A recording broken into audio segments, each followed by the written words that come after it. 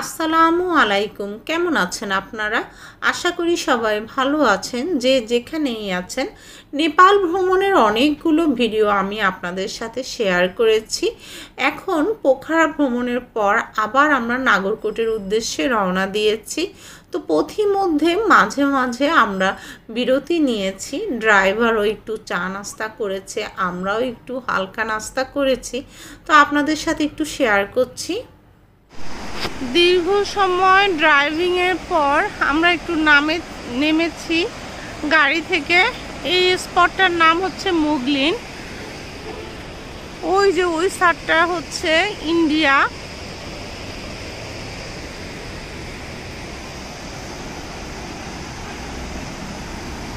মুগলিনে আমরা একটু হাঁটাচলা করছি আর কিছু ছবি তুলবো। চারদিকটা একটু দেখাচ্ছি। মেঘ জাস্ট পাহাড়ের উপরেই মনে হয় জমে থাকে।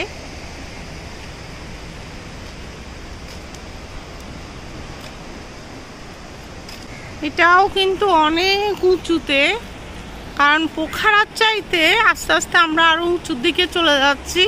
যেহেতু নাগরকোট যাচ্ছি, নাগরকোট অনেক হাইতে। এখানে নদীতে অনেক স্রোত আছে। आपका नाम क्या है?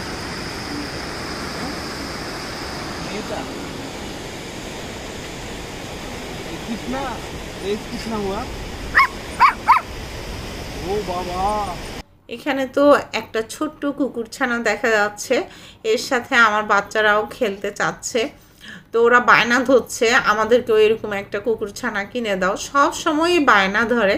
আমি সব সময় বলি তোমরা আরও বড় হও, যখন নিজেরাই এই কুকুরছানা মেনটেন করতে পারবা তখন তোমরা কিনবা। তো এজন্য আমি দেই না।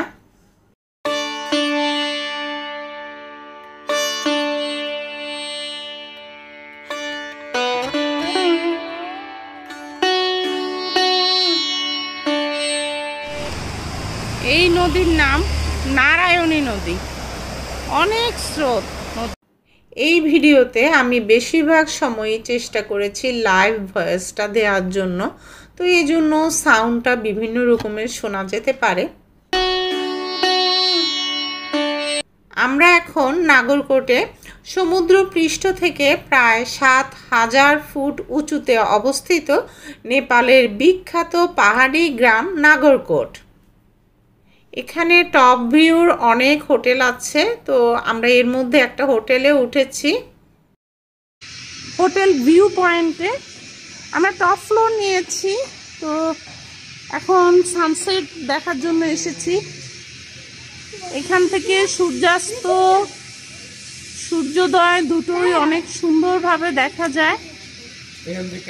আর আমরা মেঘেরও উপরে আছি। দেখুন, আমরা যে পজিশনে আছি তার থেকে নিচে কিন্তু মেঘ আছে। এটা কতটা উপরে অনুমান করতে পারছেন। আর এখানে কিন্তু সব সময় ঠান্ডা থাকে, এসি ছাড়া কোনো প্রয়োজন হয় না। আমরা এখন ছাদে এসেছি।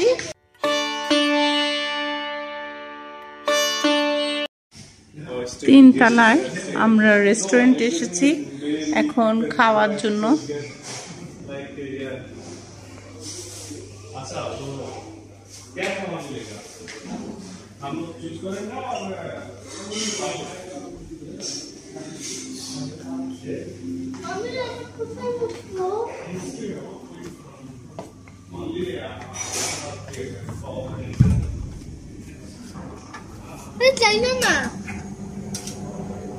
এখানে বারের ব্যবস্থাও আছে।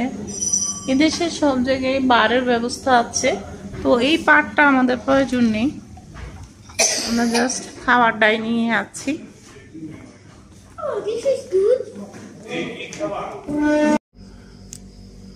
এখন সকাল 4:50 বাজে। সানরাইজের জন্য আমি বেলকনিতে ওয়েট করছি।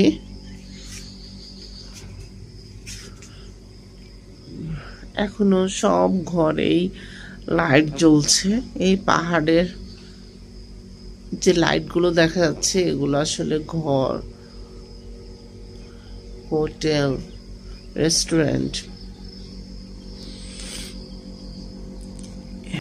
নাগরকোটকে বলা হয় হিল স্টেশন।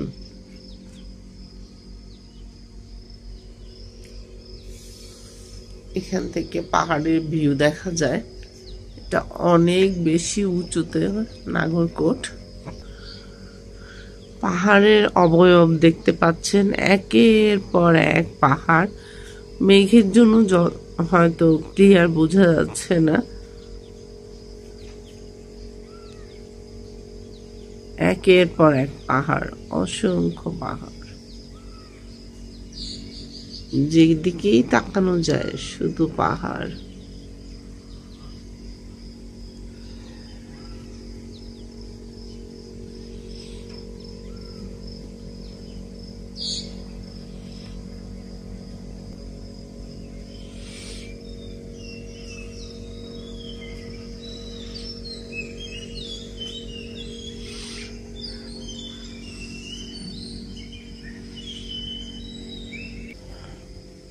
হোটেলের সবাই এখন ঘুমিয়ে আছে।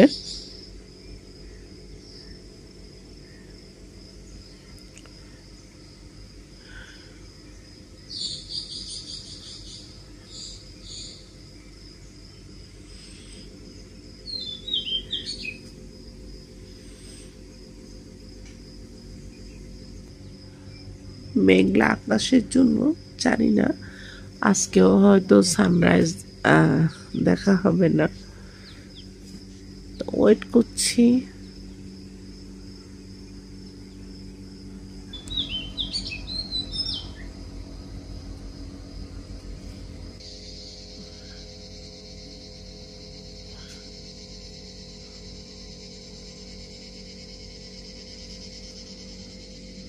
এখনো যথেষ্ট ঠান্ডা এখানে, তবে যখন উইন্টার সিজন হয় ডিসেম্বর জানুয়ারির দিকে, তখন কিন্তু এখানে 0 হয়ে যায়।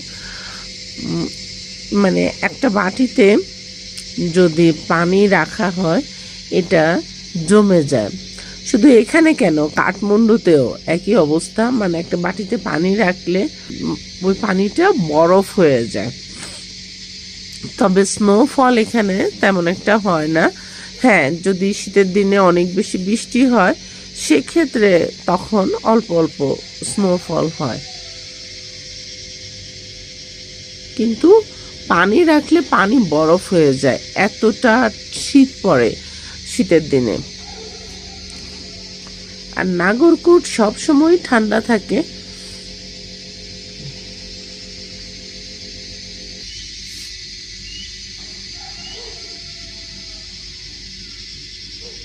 ওই যে দেখুন পাহাড়ের অবয়ব, একের পর এক পাহাড়ের অবয়ব। এখানে মেঘের জন্য, মেঘ যদি না থাকতো তাহলে আরো ক্লিয়ার দেখা যায়। তো এখন যেহেতু রেইনি সিজন, এখানে বৃষ্টির দিন, তবে এখনো বেশি বৃষ্টি হয়নি। মানে আরো 1 মাস আছে, 1 মাস বৃষ্টির দিনে চলে গেছে, সামনে আরো 1 মাস আছে ওদের রেইনি সিজন। যত দূর দৃষ্টি যাবে শুধু পাহাড়।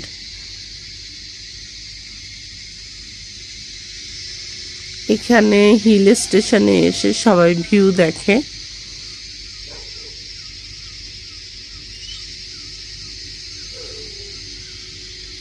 দেখুন, একটু জুম করে দেখাচ্ছি।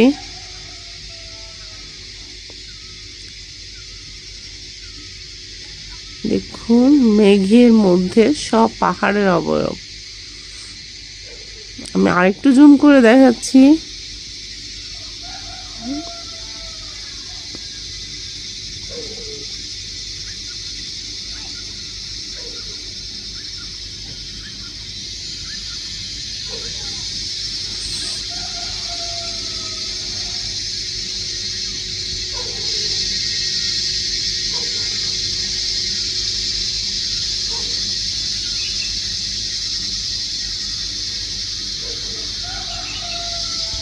আমরা এখন চলে যাব নাগরকোট থেকে। বেলা 10:30টার মতো বাজে। দেখুন ধোঁয়ার মতো যে উঠছে, এগুলো কিন্তু আসলে মেঘ, একদম মেঘে ছেয়ে গেছে।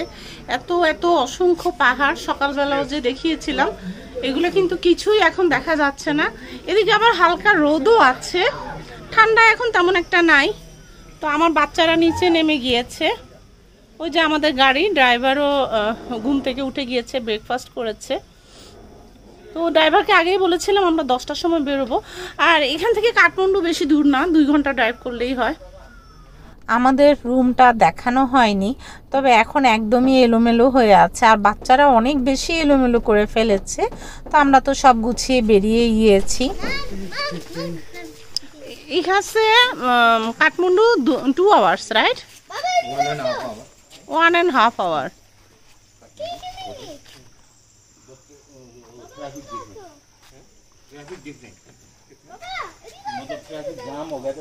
ট্রাফিক জ্যাম হলে আরো বেশি টাইম লাগবে, নাইলে 1.5 ঘন্টায় আমরা কাঠমান্ডু পৌঁছে যাব।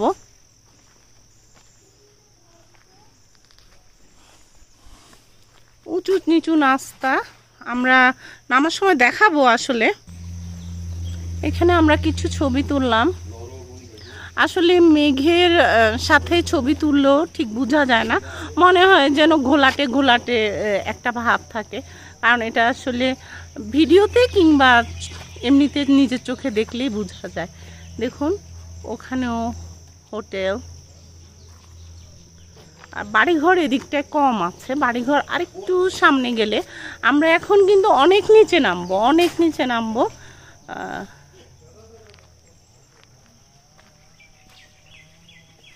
একটু পরে আমরা গাড়ি দিয়ে এখন অনেক নিচে নামতে হবে।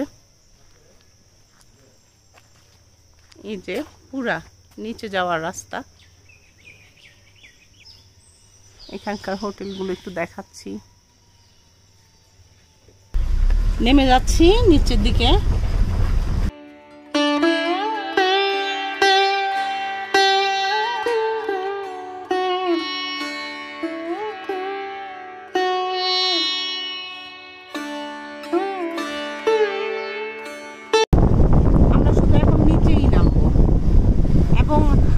और भी सामने है घर ना, प्राइवेट मकान। इधर प्राइवेट मकान है, इधर इधर तो सब होटल है ना। हाँ होटल है, और सामने घर है, वो जो है आर्मी का है।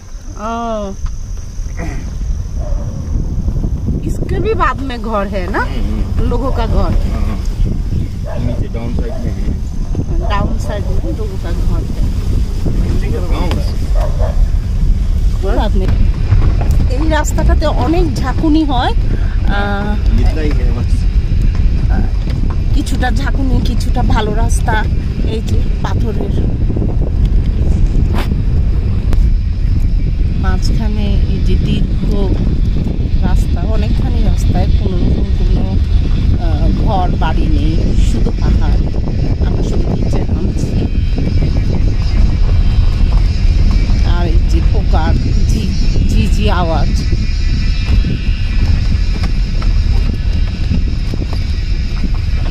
পোকামাকড়ের রাজ্য এটা, পোকামাকড়ের আওয়াজটা ইয়ে করো। টুরিস্টরা এখানে হাঁটছে।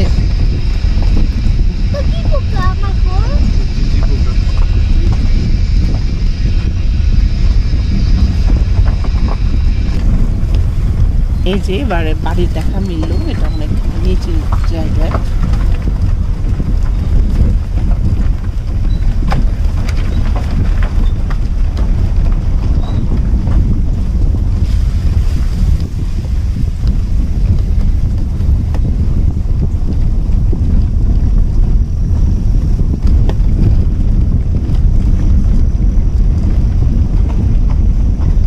ঘর বাড়ি অনেক দূরে দূরে, আমাদের মতো ঘনবসতি না। কাঠমান্ডুতে কিছুটা ঘনবসতি আছে, কাঠমান্ডুতে দেখেছি অনেক ঘনবসতি।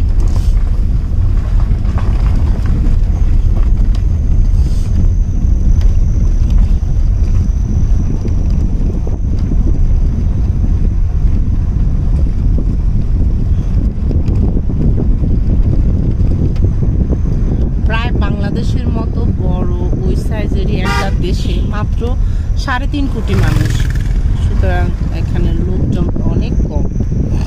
তো পরবর্তী ভিডিও কাঠমান্ডু থেকে আবার শেয়ার করব, দেখার নিমন্ত্রণ রইল। ভালো থাকবেন সবাই, আল্লাহ হাফেজ।